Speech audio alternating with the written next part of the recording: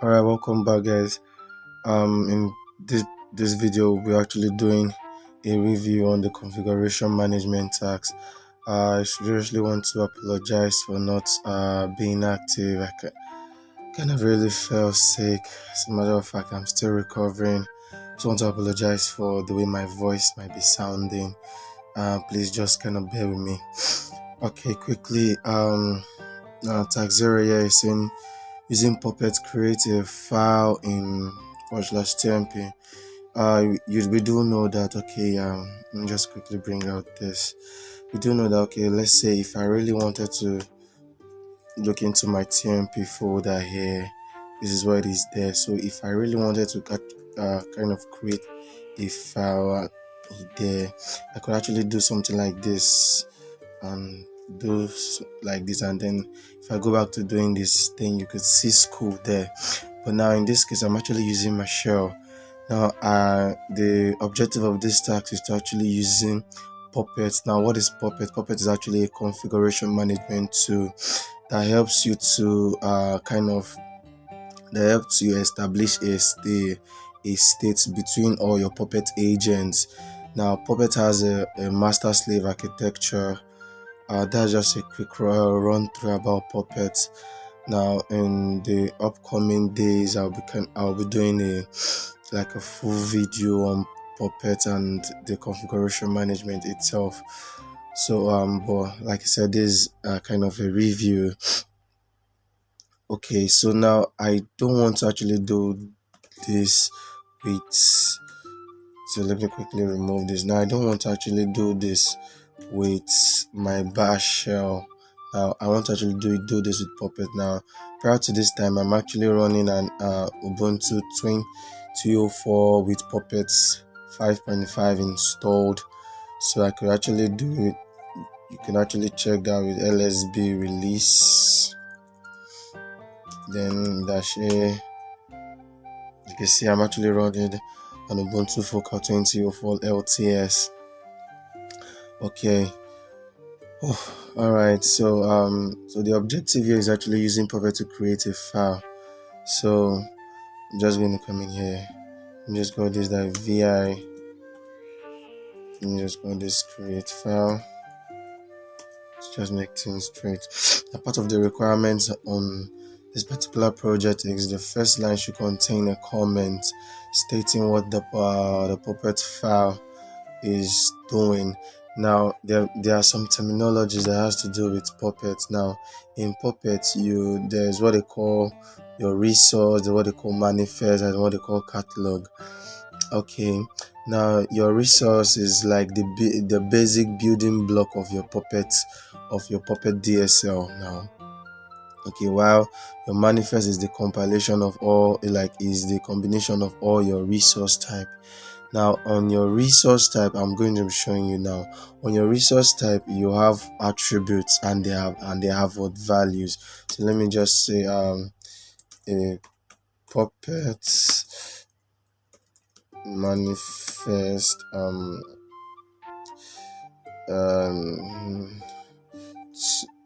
use it to create a file. I'm just making it simple, but you're advised to actually kind of make this very detailed, because there are some times in which you might forget. Some of these times I do forget, but thank God, like, I kind of make my comments helpful. Okay, so now for me to create a file in Puppet, I have to use the file resource type, which is this file. That's just it. Now this is my resource block, or my resource type. Now in this resource type, there is an attribute, and an attribute also has a value.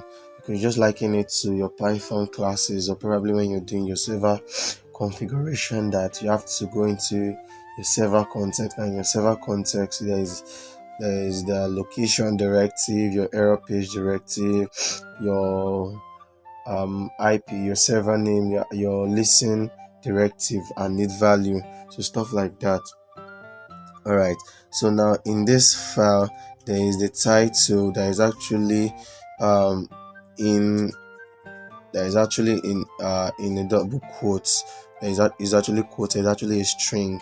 Now for the file resource type, you could actually kind of put in the location of your file in this title block here, and it's just going to default as you doing the location directive. There's actually a location attribute. There's actually a location attribute for file, but put your if you put the location here, let's say my location according to the question here, according to the question is the path should be /tmp school. Now the school is the file, so if I can actually come in here and do something like this, tmp /school, and then put this sorry and then I'll put this, and it will still work perfectly fine, as though I kind of put in here and just say creating, so I spelled that wrongly, creating a file school in tmp.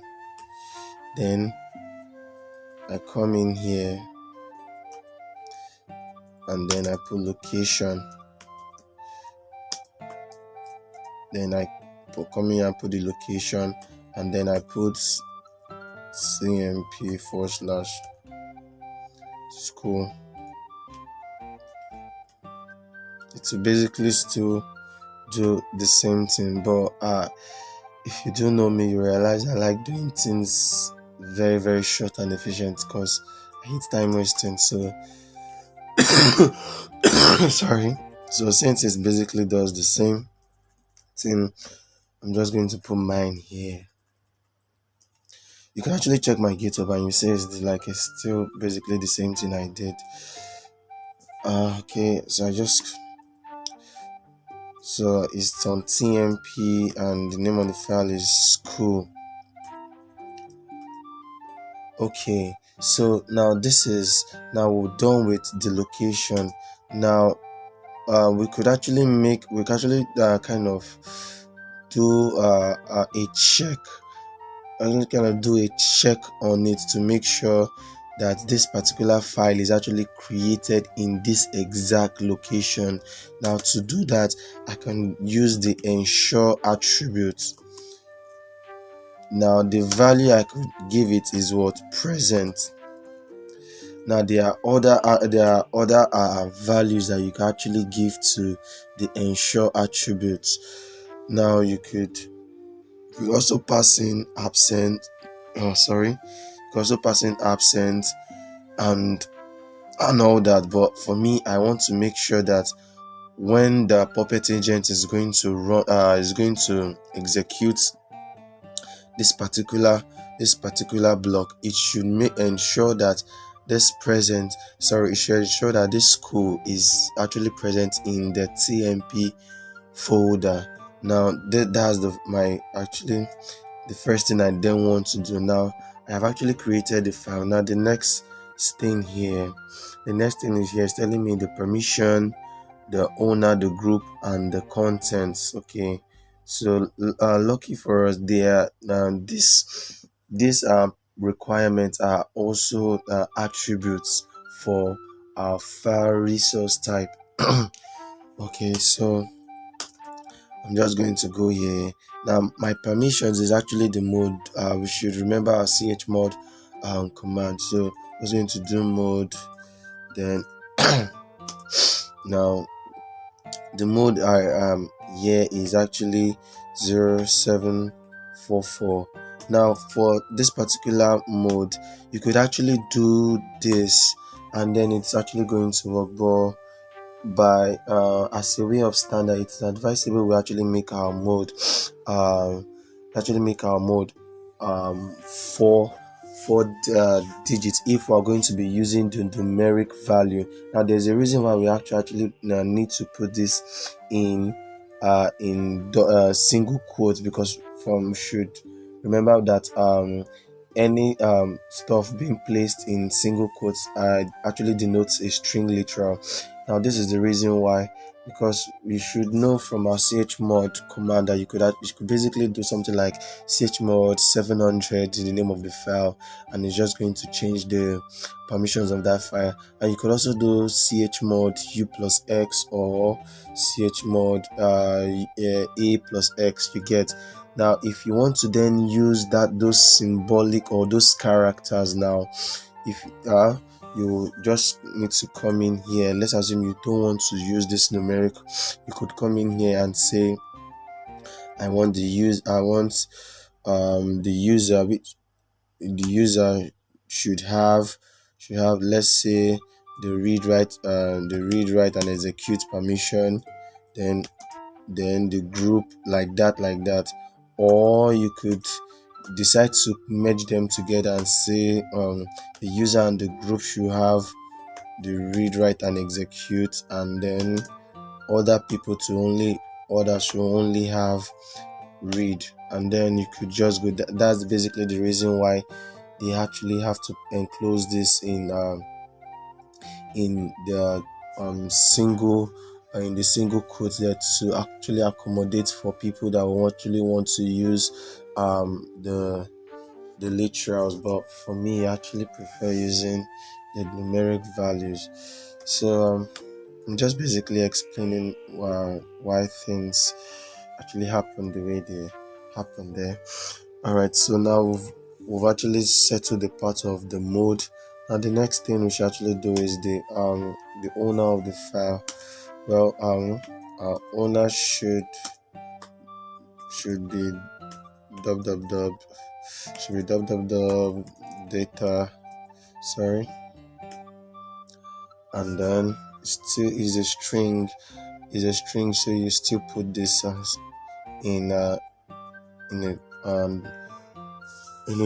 single quote. But I also realized that you could actually still do this like this, and the puppet linter won't actually scold you for that, because I kind of tested it out. But anyways, you could still leave it there. So the owner is this. Now the group also, now the group should still be www data. Now after it has created the file, it has ensured that it's present. Now if I actually leave this like this, it's actually going to create a file, but then it's going to be an empty file, because by default the file directive only creates a file, it doesn't really add the content to it. Now to add the content to that file, you then need to use the directive called content. Then need to use the directive content, and then the content is I love puppets. There are strings, and like so you're practically done with the tags, and you did it like a software engineer or like a DevOps. So this is basically how you do. But to some persons, they really didn't put this ensure line, and then it still worked for them. Well, it still works for them, but I would advise you actually put in this particular line there. Now I also want to actually point out the fact that before you actually push your files to GitHub, you should actually use the Puppet linter to kind of check your files if they actually conform to the Puppet style. Okay, so here now you can see now, though from this particular end here, they actually aligned properly. Sorry, they actually aligned properly, but then you see that my value indentations, they are not actually aligned properly. One is here, you can see another one here. See, they are just scattered. Now if I'm just going to do this, okay, and I've actually installed the Puppet linter. Just clear. So to install the Puppet linter, you just have to use gem and gem install then puppets linked to kind of do that. Now the puppets is was actually written in Ruby, so that's the reason why you're actually using gem. Okay, you also just do puppets, sorry, puppets links. I think I have, I could create, yes. Now you can see running, and now you can see it said one indentation of this is not properly aligned, just like what I actually said earlier here. Now to kind of fix this, all you just need to do is just make them equal.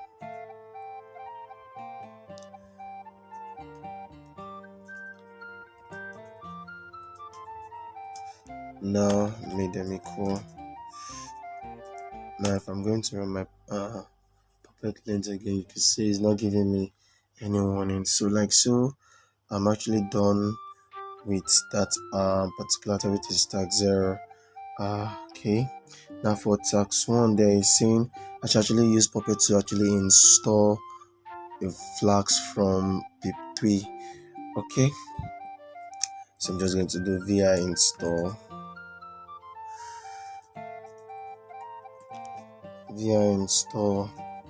install flags. Sorry. Okay, all right, so okay,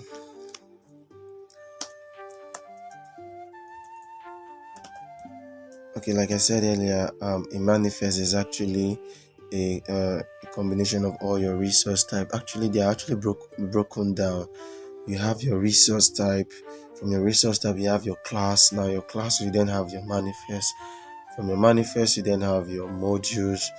From your manifest, you then have your template. Your template, you then have a module. Then a module, you then have a catalog. So that's the kind of the way it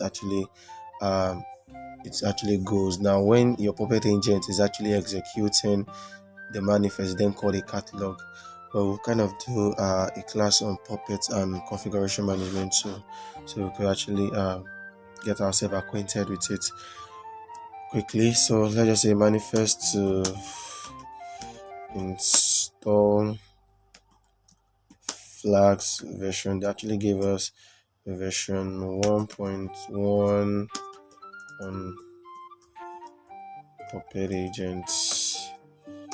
Okay, so now same thing again. I actually want to install flags now, right? Now just the same way you actually do a apt get or apt install, then your package name.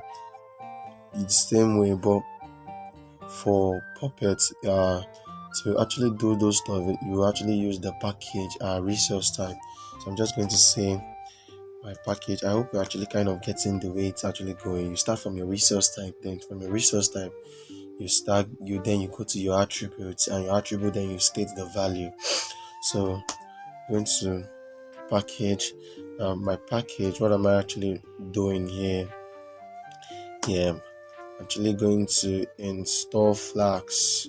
So I'm actually installing flags, right? Okay, so I'm installing flags here.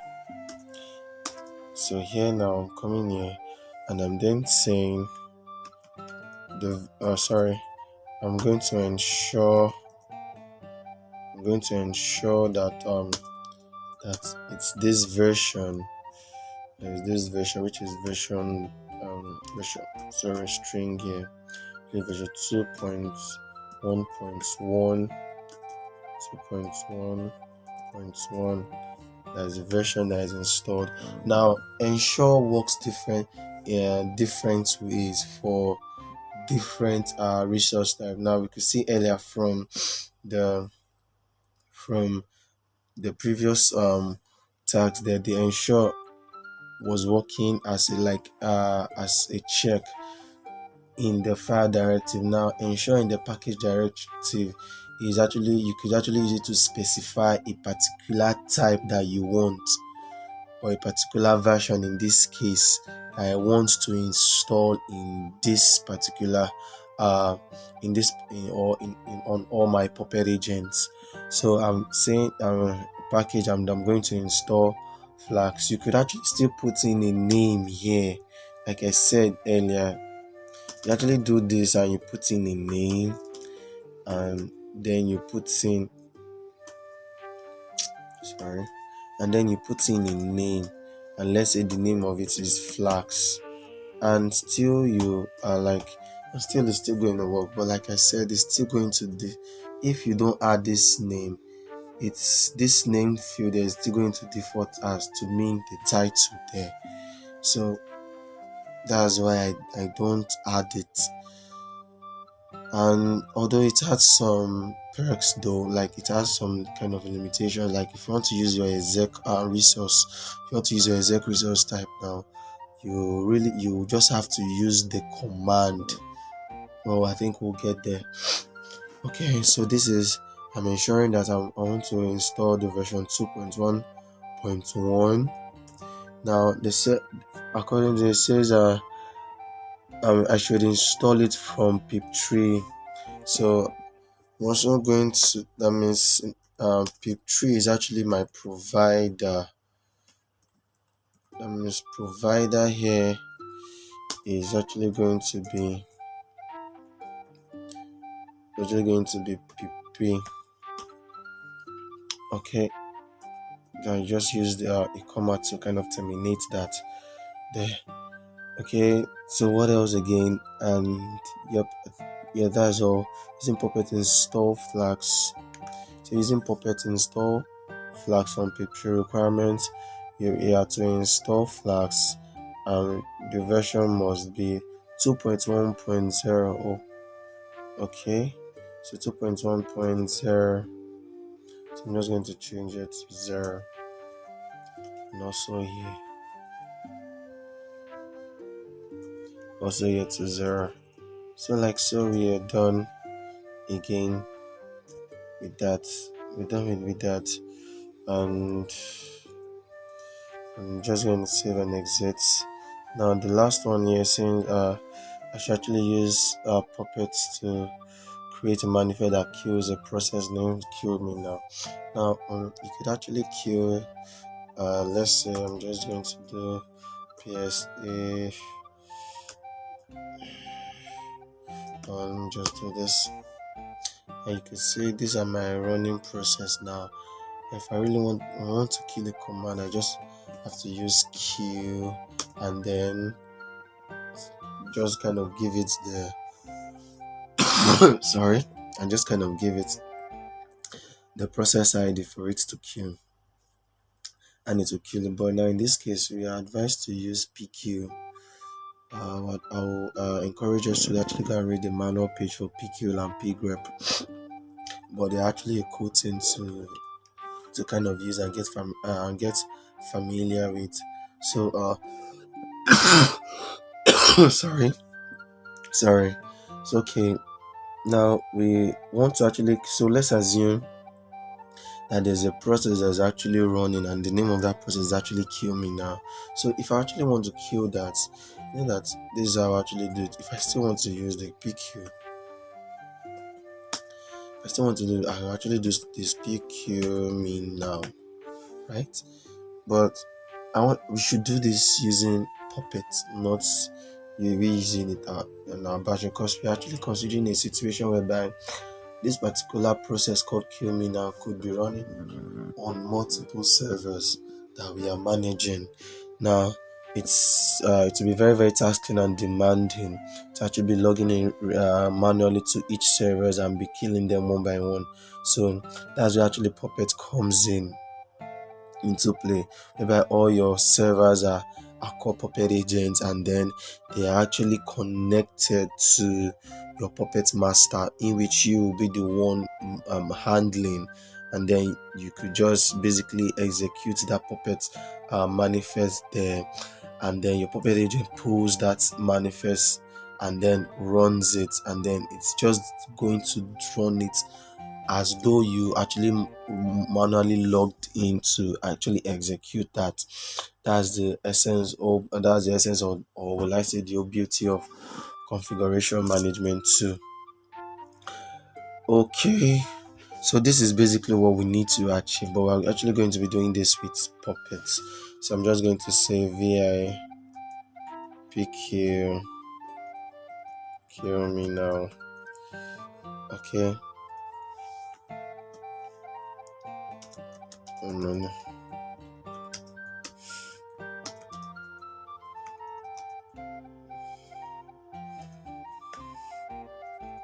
Okay.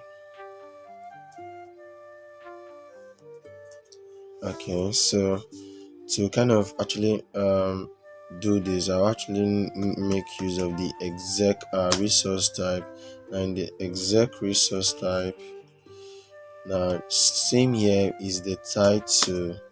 Now in the title, now I could come in here and kind of do um pq cure me now, and it actually still defers to the name var attribute there. But since we're actually executing something, I think it's not really efficient to use this way for the exec attributes. Though we are always advised to not kind of use this exec, because this exec is basically going to run each time on every puppet run, is always going to run. So it's, and if you actually look at the manual for the exec puppet resource, you get to see that even puppets, they themselves, they actually warn you that whatever you're putting in your exec should be something that can run multiple times without running into error. Okay, so putting those into consideration, I could just use it as my default title, yeah, which is killing a process. Kill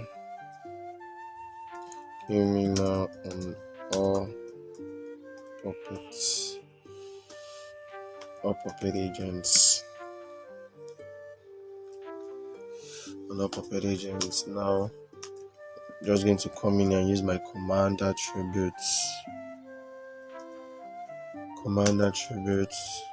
Now my command is then pq. Now just kill, that's just it. But you could actually still put now this pq by default is actually going to send in a SIGINT signal to the shell or to the OS to actually kill this particular process. Now to kind of ensure, but there are some programs that actually that they do not respond, that they don't actually die on SIGINT signal. So you could actually you could just do dash this to actually kind of force it. Okay, so but for this particular task, you could do this like this, or you could still put in the option 9. Both will actually work. Alright, so this is my command. Now now if you actually still do this and you actually get push, you're actually going to get it correct, but this is not the actual way to get this done.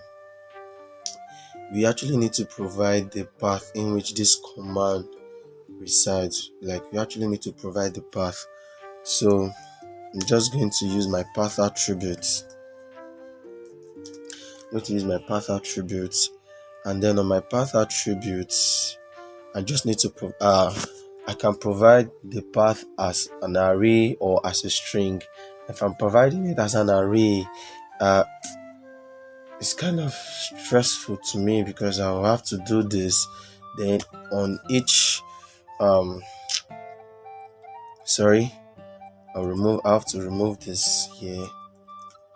Then on each directory location, I'll have to put in this single single quotes. I will just have to put it. So if I'm specifying the bin directory, I'll do this, come in and put a comma. Then I'll also come in here, and if I'm also specifying probably the user bin. See, it's stressful to me, so I prefer doing mine this way, and then just passing it sorry, and then just passing it directly. So, but if I'm going to use this as a string literal, then I have to use colon to actually separate it, just the way you have it in your path variable in your shell environment. So this is what I actually mean. So I'm just going to specify the bin directory, colon, now the user, then the user bin. Now I could just basically specify this too, because basically this is where majority of all your commands reside. But then you could decide to pass in more your user sbin, whatever. But just going to leave mine like this. Now this is the path in which this pq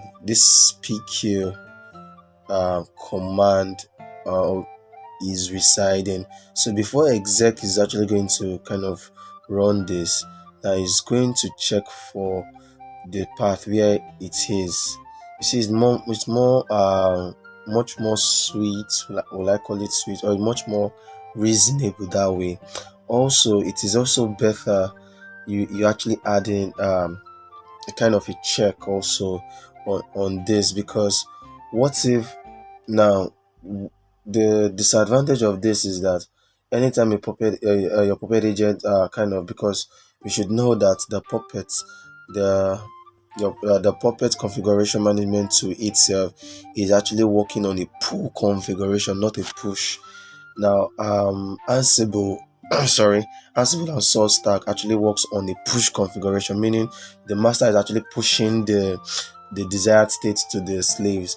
But in Puppet and Chef, the agents or the slave in this case are actually the one pulling it. Anytime now the Puppet agent actually pulls this, they are always going to run this command, irrespective if a process kill me now is existing on the process table or not. They're actually going to always execute this. But I don't want that. What if this is a situation whereby this particular kill me now process is not actually running on the process table? So if the puppet agent are actually pulling this, now they are actually still going to execute this, and I don't want that. So to kind of sorry, to kind of prevent that, I could then specify only if now what did I want to specify here? Now I want to check only if when my pgrep actually brings out a process called kill me now. So now this is now very safe, meaning that before my puppet agent is going to execute this command, it's first going to check if there is actually a process called kill me now on its process table. Now if it runs pgrep kill me now and there's no process named kill me now running, it's just going to ignore this. Now you can see we actually make things easier and make work much more neat. Okay, so basically that's just it. We just need to do, and lastly we just need to make provide which is should be which is actually our shell that is actually going to run this, and like so we actually done. So this is just how you actually get to do your configuration management task. So if you're actually having challenges in doing that, you could actually watch this video and you could just go in there and just get it done. you could actually check in my GitHub. I'll actually drop my GitHub link in the description below, so you could just check it out and see, and just kind of compare mine with yours, and then use it as an additional resource. If you're actually having issues with the web web server, or the SSH, you could actually also check my GitHub.